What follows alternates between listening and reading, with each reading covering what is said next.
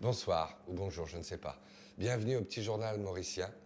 Alors, tout d'abord, bonne année 2017, bonne santé. Je vous souhaite plein de choses à tous. Nous sommes avec nos invités.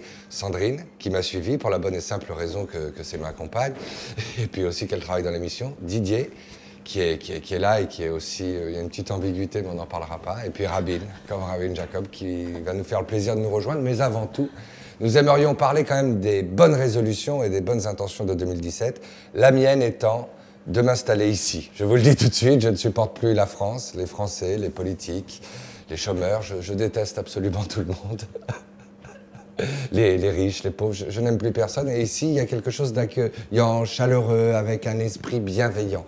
Je me tourne tout d'abord vers Didier, qui m'a proposé une villa à l'île Maurice, qui sont les plus belles parce que c'est un garçon très précis, qui aime le bois. D'ailleurs, la qualité de ce plateau en est la preuve, qui aime aussi le côté isolant, parce que c'est vrai que le bois est un des plus forts isolants. À quoi va ressembler notre villa? Une très belle villa, de 350 mètres carrés, avec piscine, comment dire, avec tu as une terrasse extérieure. Des chambres? Tu as Ouais. 3 chambres à coucher, tu as une chambre. Est-ce qu'on a du personnel? Sandrine me posait la question, est-ce qu'on a du personnel? Non. C'est sûr que tu as du personnel. Ah, ben voilà, très bien. Je travaille même jusqu'à mars. Si tu pouvais me laisser parler une seconde, Didier, parce qu'on ne peut plus t'arrêter quand tu parles. Est-ce que Rabin pourrait nous rejoindre, parce qu'il nous fait l'honneur quand même de nous accueillir sur ce plateau. Bonjour, vous pouvez applaudir Rabin. Rabin. Merci de m'accueillir dans mon émission, qui est le petit journal mauricien, qui pourrait être le petit mauricien. Alors, vous parliez de feux d'artifice. C'est dommage. C'est... En parlant du rire. Oui, parlons du rire, redevenons sérieux. C'est compliqué de faire rire des politiques ou alors ils sont suffisamment ridicules d'eux-mêmes que ça en devient facile. Alors, pour faire rire, il faut surprendre, donc il ne faut pas forcément être dans le jugement et avoir des a priori et se dire tiens, ils sont ridicules, il faut être au contraire très à l'écoute de l'instant. Et si on est très à l'écoute de l'instant et qu'on utilise la situation dans la spontanéité, peut-être avec un peu de fraîcheur et qu'on s'est quand même prévu quelques biscuits, à ce moment-là, la situation devient drôle, mais jamais aux dépens d'eux, ou si c'est aux dépens d'eux, bon bah à ce moment-là, c'est eux qui deviennent drôles, nous on n'y est pour rien, quoi. Tu vois, c'est ça. Mais ils sont pas tout le temps ridicules. Ouais. Ils sont pas tout le temps ridicules, il n'y a pas de règle. En tout cas, dans ce que je fais ou ce que j'aimerais faire, c'est qu'une fois on y va, on fait du fond, une fois c'est drôle, une fois il y a les deux. C'est la situation qui s'y prête. Parfois, ils sont pas du tout accessibles. Sandrine peut témoigner que ce que vous ne voyez pas forcément, mais c'est qu'on lutte parfois pour les approcher parce qu'ils nous tiennent à distance et qu'il y a un service d'ordre et que bon bah il faut franchir les barrières. Moi, ça fait suffisamment de temps que je fais ça pour savoir que si je filme le service d'ordre, que je vous montre que finalement on se sert tout le monde. Petit à petit, le truc devient vivant parce qu'on se sert de tout le monde et de toutes les situations, mais pas aux dépens des gens, avec les gens. Parce que si c'est aux dépens, on fait vite le tour des choses. Or, moi, au bout de 7 ans, je n'ai pas lassé. C'est le cas ici. Dès qu'on se moque, dès qu'on prend le parti d'en rire, on a souvent les accusations de partisanerie, de vouloir faire tomber un tel, de ne pas être. Mais c'est juste parce que vous vous êtes malveillant, vous ne respectez pas assez vos politiques. Et moi, franchement, ici, je n'aurais rien à dire parce que je trouve que vous avez tout compris, le système est parfait. Vous avez mis une femme au pouvoir, mais grand Dieu, heureusement, elle n'a pas de pouvoir. Et vous avez un Premier ministre très agile. Âgé aussi. Très agile, c'est-à-dire que vous mettez en place la jeunesse. Enfin, pour vous, c'est la priorité, j'ai le sentiment. En tout cas, au niveau de la classe politique, vous avez un Premier ministre qui perd ses membres, et pas uniquement les siens, qui perd aussi les membres de son équipe. 86 ans, il est sur le départ. Il est sur le départ, mais il a une sagesse bienveillante. On l'appelle sage d'ailleurs. Et en même temps, je n'en pense que du bien, parce que je pense que c'est quelqu'un d'ailleurs qui est très sensible aux gens qui l'aiment, un peu comme les dictateurs. Ouais. Non, il n'est pas dictateur. On est pour une... Il a un fils qui va devenir Premier ministre à sa place aussi. Ah oui. Donc, et un petit-fils aussi. Non, pas à ma connaissance. Un fils qui va devenir Premier ministre. N'est-ce pas, qui va donc c'est une dictature éclairée. Ben c'est bien, une dictature éclairée, parce que c'est une dictature zen, c'est une dictature bouddhiste. C'est quoi la religion principale ici? C'est l'hindouisme? Une bonne partie de la population est hindoue, oui. Ouais, ben c'est bien. C'est bien, c'est cool les Ça amis. peut aider. C'est sympa, Oui. c'est tolérant. Il tue moyennement. Il tue pas trop. Quelques meurtres à l'année, c'est pas... Ça c'est bien, de toute façon il y a un climat d'apaisement dans le monde en ce moment. C'est À trop en rire. Oui. À trop en rire. On fait attention, hein, quand on rit ici, on fait on fait La queue leu. Et sérieux. Hein. Alors, à trop en rire, ça c'est un peu une accusation qu'on vous fait.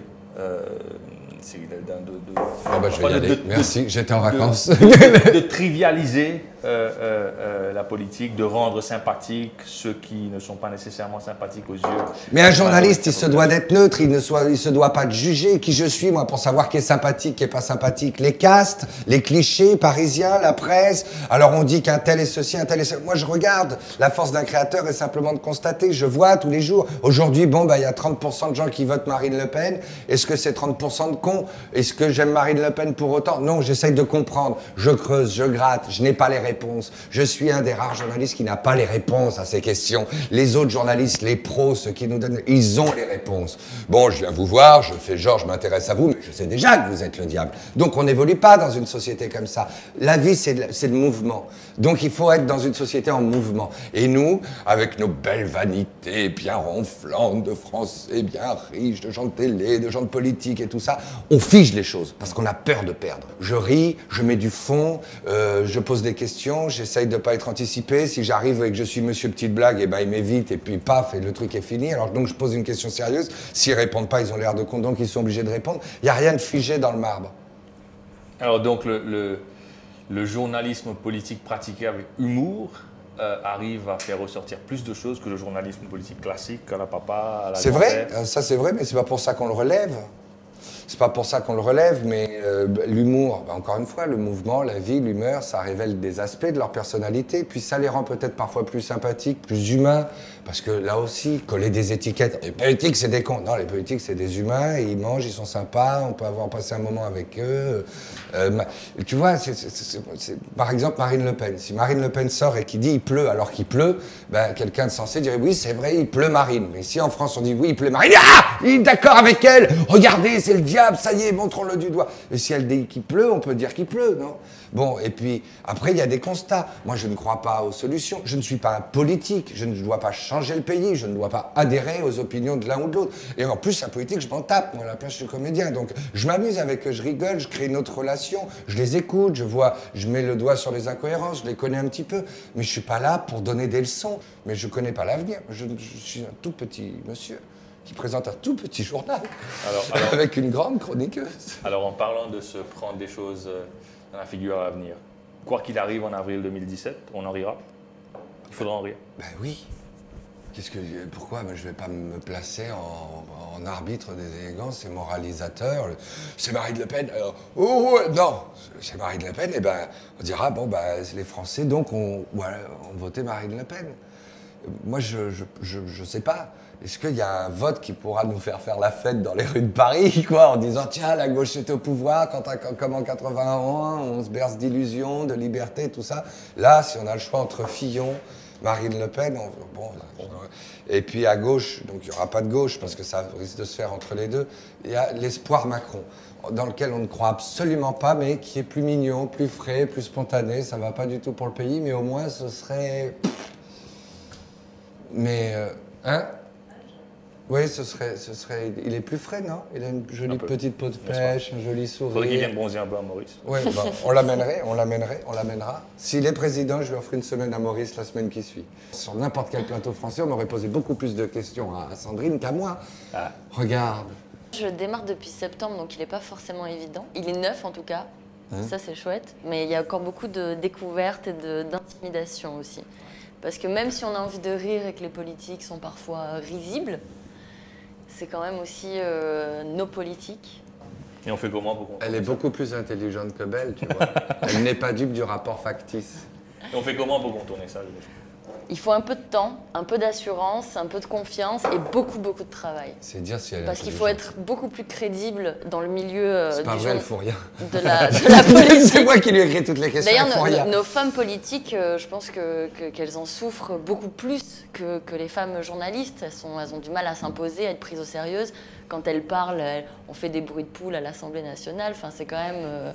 Il y a un gros problème là-dessus. Donc moi, je ne veux surtout pas rentrer dans un rapport comme ça, de jouer de mon genre. Même si je suis une femme et j'ai un homme en face de moi. Donc forcément, il y a du jeu. Mais il ne faut pas basculer dans le facile. Au contraire, il faut aller vers l'inconnu et vers la difficulté. Et ça, c'est compliqué d'en sortir avec l'humour? Ou il faut être sérieux dans ces cas-là? En fait, il faut toujours sentir. Il faut être à l'affût. Une caresse, une gifle. Une caresse, une gifle. Une caresse, une gifle. Il faut sentir quand le politique a envie de rire et quand il n'a pas envie de rire. Et quand il n'a pas envie de rire, qu'il se ferme parce qu'ils peuvent se fermer, surtout quand ils ne vous connaissent pas, quand il y a un visage nouveau. Ils connaissent très bien Cyril depuis des années, donc c'est facile. Mais quand ils vous voient arriver, tout est nouveau. Quand ils se braquent, il faut sentir et il faut jouer de douceur. Et c'est là peut-être qu'entre en scène l'avantage d'être une femme parce que c'est peut-être moins brutal qu'un garçon. Mais en réalité, il faut vite sortir de ce rapport-là. Et c'est là qu'on peut avoir des choses intéressantes. Parce que le rapport de séduction tourne vite en rond, finalement. Le rythme est très soutenu. C'est vrai qu'on est sur le rapport de séduction qui consiste à faire une caresse, une gifle, une caresse, une gifle, peut être épuisant à la longue. Alors quand on ne veut que des caresses, on vient à l'île Maurice. Et c'est la raison pour laquelle Didier est là, parce que quand il vient, il nous donne que des bonnes nouvelles. Vous allez être accueillis. Et puis, si tu veux, les choses, elles sont entendues. Moi, j'ai apprécié énormément quelque chose dans la culture mauricienne, qui est de pouvoir se charrier, se taquiner, se dire des vacheries sans la moindre méchanceté. Ah oui, ouais. J'aime cette bienveillance. Et dans cette bienveillance, tu peux dire des trucs en disant t'as pas les cheveux un peu grisonnants, t'as pas un peu pris du poids et tout ça. Oui, c'est vrai. Et oui, je savais que je tombais juste. Et donc, et ça te blesse pas pour autant, parce qu'on peut rire un peu de nous. En France, si tu veux, tout est aseptisé, on se prend au sérieux, alors qu'on essaye de sauver les meubles en disant on est la 5e puissance du monde, on est quand même des gens, on a une culture, alors qu'on met la merde sous le tapis, sous le tapis, sous le tapis. Du coup, on est très vite très susceptible. On se donne vite beaucoup d'importance. Et c'est très difficile. Moi, si je pouvais faire un succès de ce petit journal, ce serait en m'inspirant toujours de cette bienveillance-là, qui consiste à pouvoir taquiner. C'est d'ailleurs une nouveauté qu'il y aura à la rentrée, de mettre un défi justement aux reporters, d'aller dire aux politiques, là peut-être ce qui pourrait les plus leur blesser, mais d'arriver à le faire passer. C'est vrai qu'on est un peu trop sur notre compte à soi, surtout les politiques, et plus personne n'est dupe. Plus personne n'est dupe. C'est pour ça qu'on va voter chez de la simplicité, chez de l'authenticité, chez de la simplicité du vrai, enfin chez des gens, tu vois, beaucoup plus. Et Marine Le Pen, elle a réussi ce coup-là en tout cas. Même si elle a rien, même si ses idées sont nauséabondes, en tout cas, elle a su jouer le côté moi je suis proche de vous. On parle beaucoup de populisme en France, des extrêmes. C'est-à-dire je vous comprends, je vous écoute, je parle des oubliés. Je suis sûr qu'elle en a autant rien à foutre que les autres, mais en tout cas, ça a pris ce côté je me prends un peu moins au sérieux. Donc quand les politiques se heurtent à nous et qui se prennent un peu au sérieux, ils perdent beaucoup, tu vois, parce qu'on est dans une période où la communication passe avant le fond. Et aujourd'hui, franchement, tous ceux qui ont fait un très gros programme et qui ont beaucoup travaillé, ils n'ont pas fait plus de 2% à la primaire. Je pense à Bruno Le Maire ou des gens comme ça. Alors que, si je vous dis que je n'ai pas encore de programme, mais vos problèmes, je vais vous les régler. Bon, ça n'a pas marché non plus, mais ça a fait 21%, ça n'a pas fait 2% si tu veux. Alors que voilà, ça incarne le vide. Le bruit fait peu de bien, le bien fait peu de bruit. Tant qu'on mettra en valeur autant le bruit, on ne réglera pas nos problèmes. Alors terminons sur le bronzage. Vous êtes là en train de vous ressourcer durant la fin de l'année.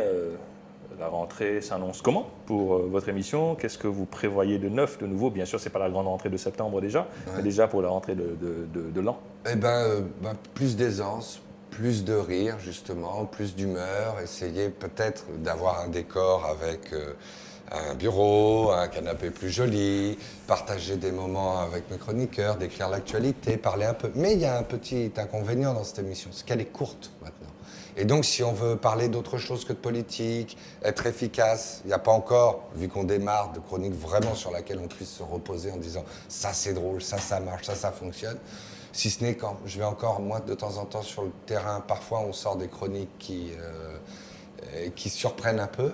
Mais alors, justement, j'ai 3 reporters magnifiques. Enfin, un que j'aime moins, mais je ne vous dirai pas lequel, mais qui est quand même, très bon. Donc, il y a Sandrine, qui démarre justement avec les politiques, parce que l'intention, c'est peut-être dire plus les choses, être plus pédagogique avec le téléspectateur, lui expliquant qu'aujourd'hui, justement, ces étiquettes nous pèsent, donc que ce soit des gens simples comme vous et moi, qui ne soient pas journalistes sur le papier, mais qui puissent poser les questions politiques qu'on se pose.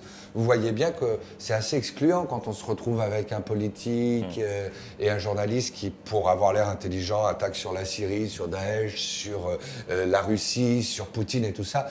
L'autre, il dit, mais moi, demain, j'ai pas ma baguette de pain. Donc c'est vrai qu'aller poser des questions sur le prix d'un pain au chocolat ou des choses plus simples du quotidien des Français, c'est à la portée de tout le monde. Donc c'est une émission qui vise à essayer de faire en sorte qu'on rigole et qu'on se prenne un peu moins au sérieux, mais ça met le temps pour s'installer. Alors, pour finir, qu'est-ce que vous souhaitez pour 2017? Qu'est-ce qu'on souhaite pour 2017? 2017? Qu'est-ce que vous souhaitez pour 2017? Oh, la santé. Franchement, c'est peut-être c'est la santé. Parce qu'on a un rythme assez soutenu, une hygiène de vie assez discutable, puisque on boit beaucoup depuis 8 jours. Non, on ne boit pas beaucoup. Non, on ne boit pas beaucoup, c'est faux. Non, mais le succès, d'être heureux, de continuer une belle histoire professionnelle et amoureuse, plein de choses. Et plus de visites à l'île Maurice. Alors, Oui. plus de visites à l'île Maurice, beaucoup. Alors, en fait, je me souhaite de... Vous délocaliser l'émission à Maurice, c'est tout simple. Eh bien, voilà. Si, On a un studio ici on à Yann News. coupera tout ça. Qu'est-ce que je me souhaite pour 2017? Que l'émission marche suffisamment bien pour décoller... Oh putain. Délocaliser. Oui, décolaliser. Je nous souhaite que l'émission marche suffisamment bien, qu'on soit suffisamment sur le coup avec les politiques pour s'autoriser un jour le luxe de délocaliser un jour l'émission à l'île Maurice et de le faire en direct d'ici. Pour dire, eh bien écoutez, cette victoire de Marine Le Pen ne nous fait pas peur, nous enregistrons ce soir en direct de l'île Maurice. Tu vois qu'on arriverait à en rire. Cyril, merci beaucoup. Parce que s'il n'y a pas de philosophie ou de regard, il n'y a pas d'humour. Hein? Merci. Merci. Bon allez, j'y vais. Merci. J'ai du courrier en retard. À demain.